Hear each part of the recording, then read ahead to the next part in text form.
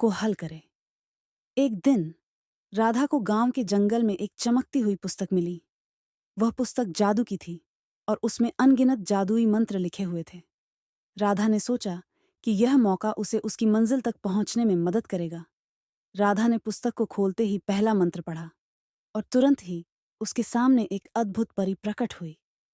परी ने राधा से कहा, तुम्हारे पास इस पुस्तक की शक्ति है, लेकिन इसे सही तरीके से इस्तेमाल करना जरूरी है। अगर तुमने जादू का गलत इस्तेमाल किया तो तुम्हें इसकी भारी कीमत चुकानी पड़ेगी। यह कहानी एक छोटे से गांव की है, जहां एक साधारण सी लड़की राधा रहती थी।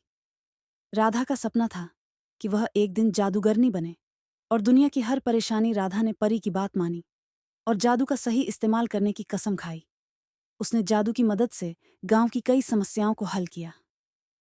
कभी वह बीमार लोगों को ठीक करती तो कभी सूखे खेतों में बारिश लाती। धीरे धीरे राधा की प्रसिद्धि चारों ओर फैल गई और लोग उसे जादूगरनी राधा कहने लगे। एक दिन एक दुष्ट राजा ने राधा की जादू की शक्ति के बारे में सुना और उसे अपने महल में बुलाया। राजा ने राधा से कहा कि वह उसकी शक्ति का उपयोग अपनी दुष्ट योजनाओं को पूरा करने में करे। राधा ने राजा की बात मानने से इनकार कर दिया। गुस्से में आकर राजा ने राधा को कैद में डाल दिया। राधा ने अपनी जादू की पुस्तक से एक मंत्र पढ़ा, जिससे वह अदृश्य हो गई और कैद से बाहर निकल आई।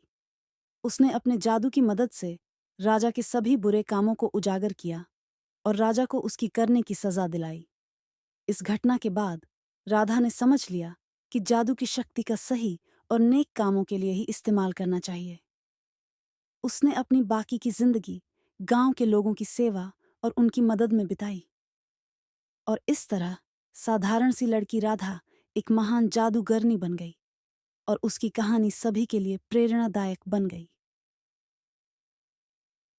समाप्त।